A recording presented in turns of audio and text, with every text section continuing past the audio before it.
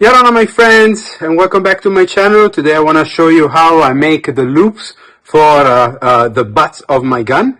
And I'm going to show you a little bit right away what's a loop. So a loop is nothing but a ring made of a line that is spliced instead of having a knot. And the reason we do this, especially in sailing, is because knots tend to decrease the breaking load of the enema of every line, while splicing and the loops can increase, and actually, if they're well good, can practically double the breaking load of our lines. It also have a nice aesthetic look, because you see this continuous ring instead of even knot that blocks it, and that's it.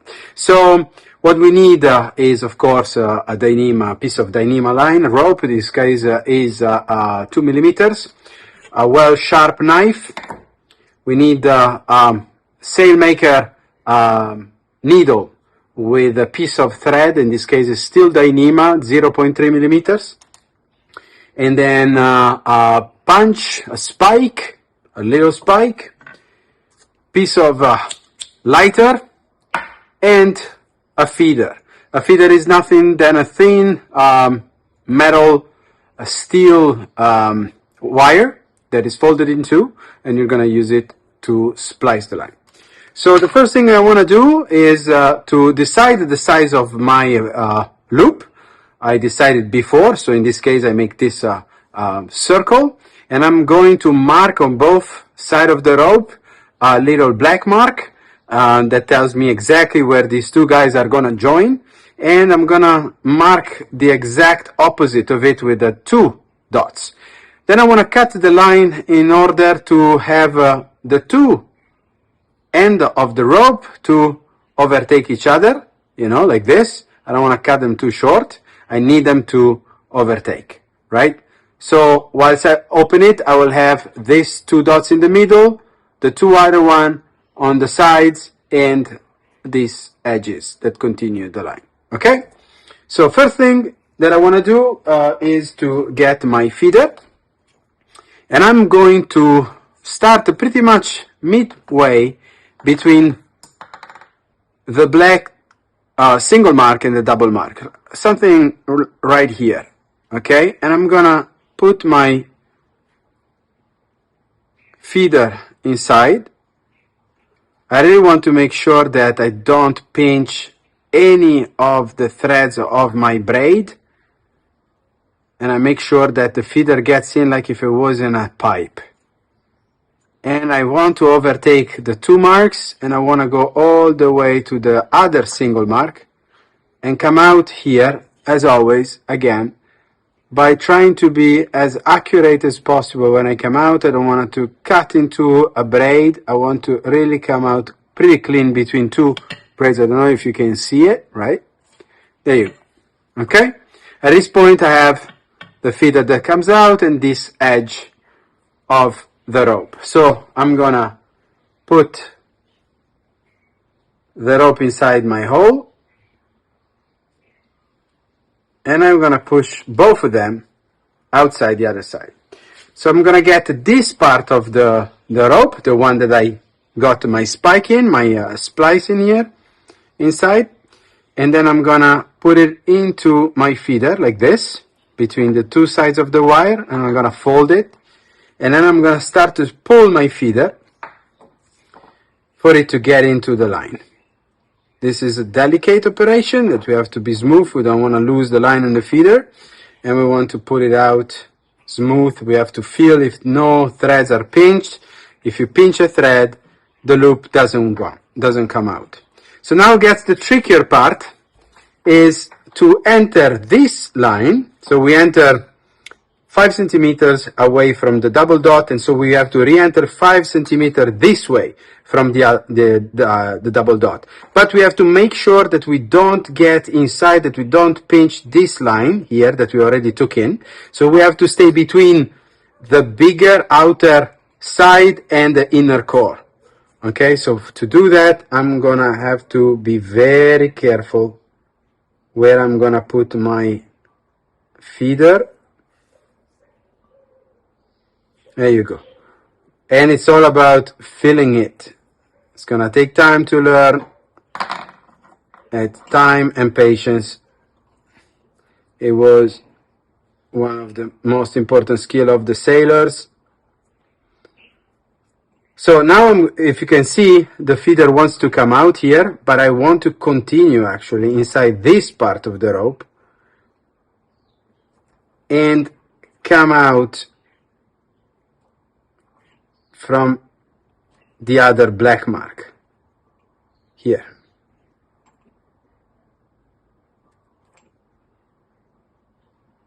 There you go. What I want to do also is to put an eye always in this side of the rope, because with the movement it can be eaten inside, and then if you lose it we have to restart. So keep it out. Maybe with 2 fingers you can hold it, and then we're going to take the other edge and we're going to redo the same. Put it inside the feeder, fold it in 2. This time is going to be a little much more careful because we have to pass through both the lines. There's going to be a moment, you can see here, that we're going to have this one here, the one inside and the one outside. It makes 3 lines in the same place, pretty thick.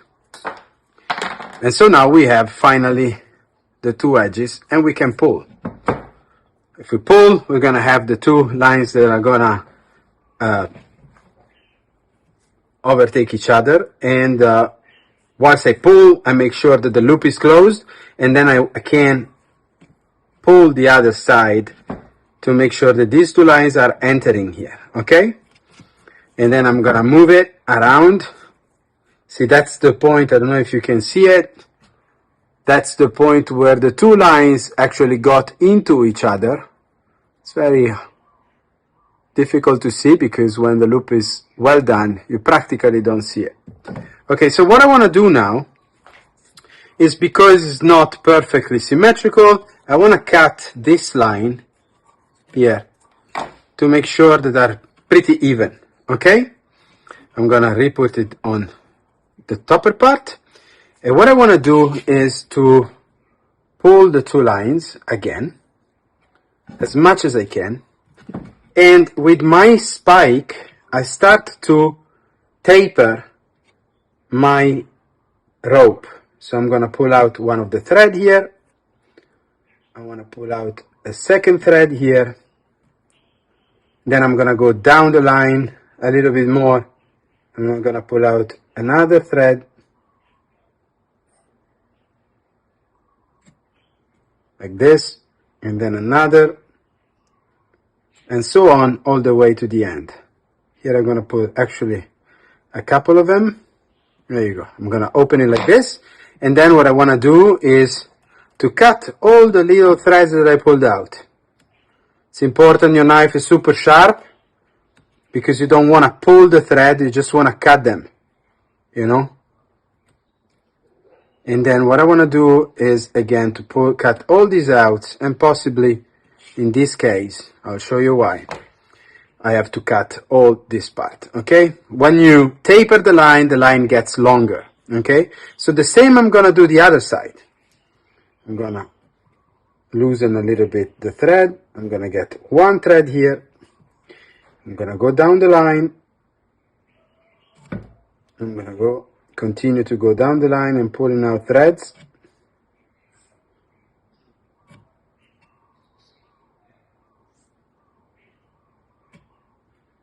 There you go. And then I can open it up here. So again, cut all my taper threads.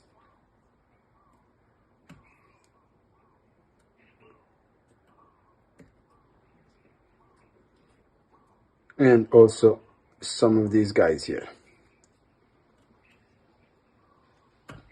All right. So now I'm gonna redo what I was doing before. So I'm gonna put the loop in place, and we can see that these guys are still coming out. So what I want to do is just to pull them out a little bit and cut them close to the edge. Here, like this. And then this side as well. So they are going to disappear inside the loop. Here. And the loop is finished. I'm gonna just milk it a little bit to make sure that it gets tight. And as you can see, you cannot even feel the overtaking. The thickness is the same all around the loop, and that makes a very good loop.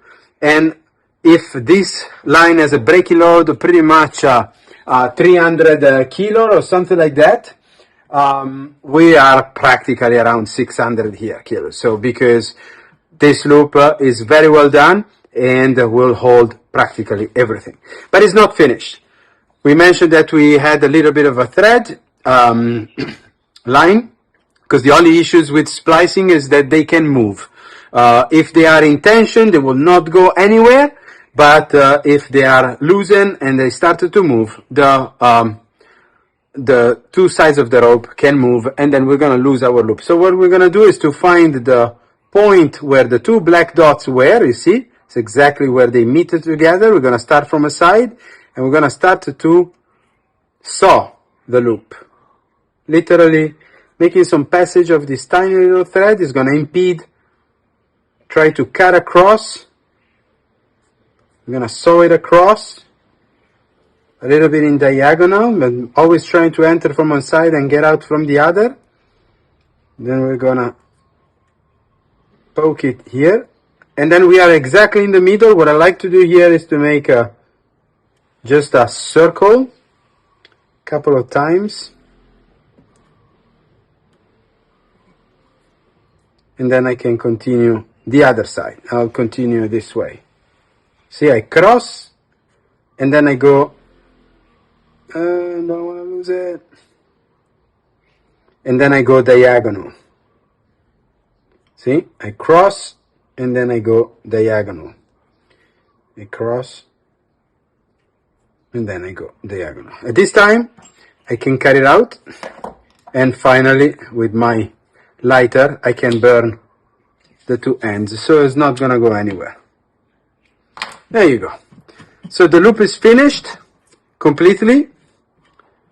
As you can see, it's continuous and it's perfect. I really hope you enjoyed this little moment of sailing arts and crafts, and it's actually very cool. And you can add it to your spear guns. You can use it to make snaps for your boys. You can use the loop in many possibilities. If you want to make a chain, if you want to make a dyneema, attach for a boat or for whatever you want. The loop is a very cool knot to learn, cool splicing to learn.